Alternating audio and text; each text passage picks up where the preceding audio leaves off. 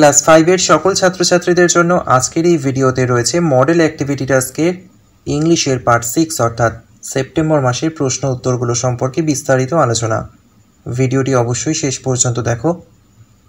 আমার চ্যানেলে নতুন হয়ে থাকলে চ্যানেলটিকে সাবস্ক্রাইব করো, আর যারা ইতিমধ্যে সাবস্ক্রাইব করেছো তাদের অসংখ্য ধন্যবাদ। প্রথমে এই অ্যাক্টিভিটি 1 এ রয়েছে fill in the blanks by choosing appropriate preposition from the list given below. অর্থাৎ নিচে কিছু প্রিপোজিশনের লিস্ট দেওয়া রয়েছে, সেখান থেকে সঠিক প্রিপোজিশনটা বেছে নিয়ে ওপরের শূন্যস্থানগুলোকে ফিল আপ করতে হবে। তো উত্তরগুলো দেখে নেওয়া যাক কী হবে। He is going dash Kolkata, উত্তর হবে to. The bird flew dash my head, উত্তর হবে over. Fishes live dash water, উত্তর হবে in. Put the pen dash the table, উত্তর হবে অন। এরপর অ্যাক্টিভিটি 2 তে বলা হয়েছে fill in the table with appropriate short forms of the following words. অর্থাৎ কিছু ওয়ার্ডসের ফুল ফর্ম দেওয়া রয়েছে, can not, I am, did not এবং ইউ হ্যাভ। এই ওয়ার্ডগুলোর শর্ট ফর্মগুলো তোমাদের লিখতে হবে। তবে শর্ট ফর্মগুলো এখানে করে দিয়েছি, তোমরা এখান থেকে দেখে খাতায় নোট করে নাও। অ্যাক্টিভিটি 3 তে রয়েছে write the opposite of the following words. অর্থাৎ নিচে যে ওয়ার্ডগুলো দেওয়া রয়েছে তার অপোজিট ওয়ার্ড বা বিপরীত শব্দ তোমাদের লিখতে হবে।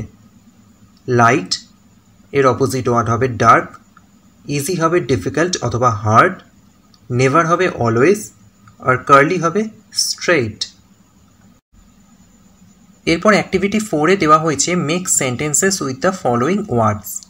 অর্থাৎ নিচে যে ওয়ার্ডগুলো দেওয়া হয়েছে সেগুলো দিয়ে তোমাদের সেন্টেন্স তৈরি করতে হবে। প্রথমে আছে ক্লেভার অর্থাৎ চালাক।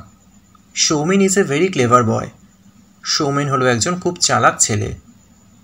এরপর আছে শেল্টার বা আশ্রয়। We took shelter from the rain under a tree, আমরা আশ্রয় গ্রহণ করেছিলাম বৃষ্টির সময় একটি গাছের নিচে। রক বা পাথর। The old bread is as hard as a rock, অর্থাৎ বাসি রুটি পাথরের মতো শক্ত হয়েছে। জাম্পড লাফানো। The monkey jumped over the high wall, অর্থাৎ একটি বানর উঁচু পাঁচিলের ওপর দিয়ে লাফিয়ে গেল। তাহলে এই ভিডিওতে ইংলিশের পার্ট 6 এর সমস্ত প্রশ্নগুলো নিয়ে বিস্তারিত আলোচনা করলাম। যদি ভিডিওটা ভালো লাগে অবশ্যই একটি লাইক করো।